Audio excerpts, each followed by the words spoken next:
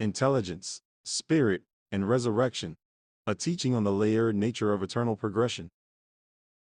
Brothers and sisters, let us consider a question that sits at the very foundation of restoration theology. What, exactly, is eternal about us? Not merely our future, not merely our resurrection, but our deepest identity.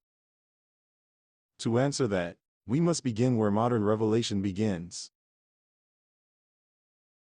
Intelligence, the eternal core. The Doctrine and Covenants declares, man was also in the beginning with God. Intelligence, or the light of truth, was not created or made, neither indeed can be. D&C 93:29. This is not a small statement. It does not simply affirm that we live before birth. It teaches that intelligence itself is uncreated. It does not come into being. It was not spoken into existence. It cannot be reduced to nothing. It simply is. And the same section tells us, the glory of God is intelligence, or, in other words, light and truth. D&C 93:36. If that is true, then intelligence is not just awareness. It is light. It is truth. It is the substance of divine glory itself. Any serious discussion of eternal progression must therefore begin here. Intelligence is the primary ontological constant. 2. Organization, not creation. Joseph Smith consistently rejected the idea that God creates spirits out of nothing. In his final public discourse, he taught, the mind of man is as immortal as God himself. God never had the power to create the spirit of man at all. The Book of Abraham deepens this. Now the Lord had shown unto me the intelligences that were organized before the world was. Abraham 3:22. Notice the word, organized. Organization implies pre-existing reality. Intelligence precedes spirit organization. Spirit is not the primal self. It is an embodiment organized around eternal intelligence. This gives us a layered understanding of human existence. 1. Intelligence, eternal and uncreated. 2. Spirit, organized premortal embodiment. 3. Mortal body, probationary incarnation. 4. Resurrection, permanent union of spirit and body. This layered model honors both eternal matter and eternal identity. 3. Resurrection is permanent. The Book of Mormon is explicit. Their spirits uniting with their bodies, never to be divided.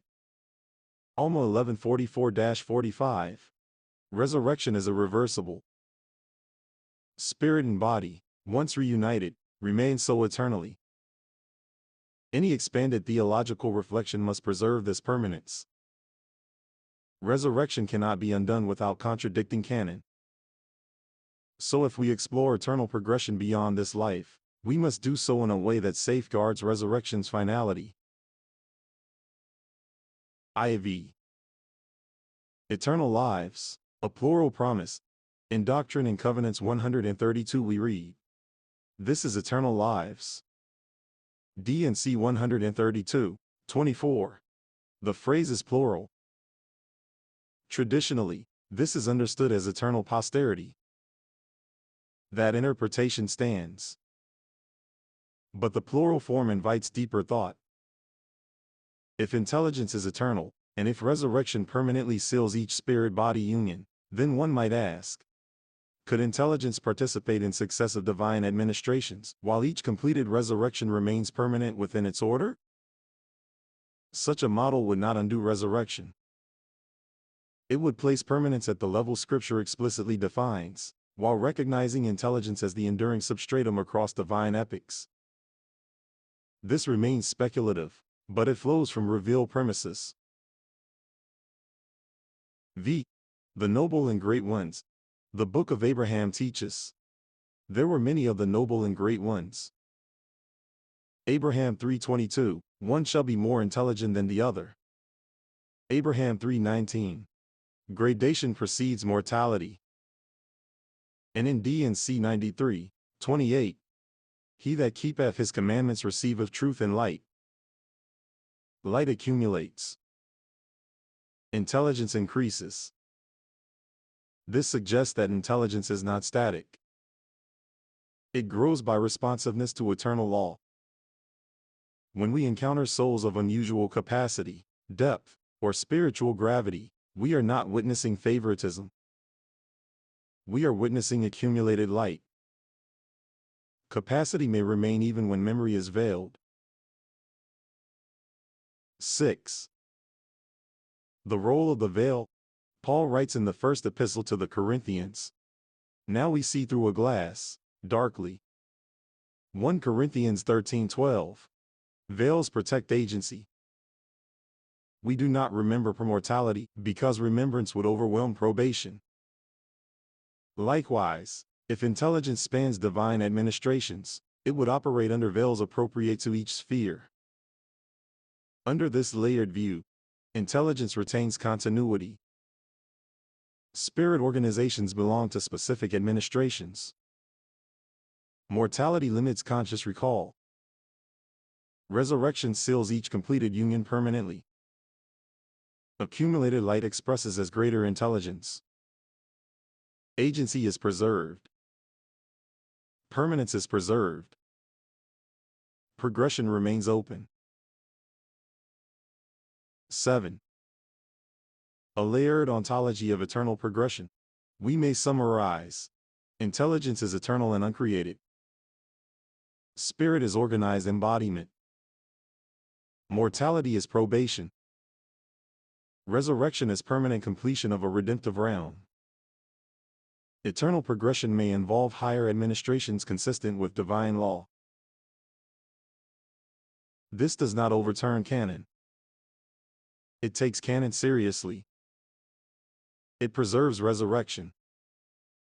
It preserves eternal intelligence. It preserves embodied deity. It preserves worlds without number. Conclusion: the restoration did not give us a static cosmos. It gave us an expanding one. It declared eternal matter, eternal intelligence, embodied God, endless progression. If intelligence truly cannot be created or destroyed, and if light truly accumulates eternally, then we must allow our theology to stretch to match the scale of what has been revealed.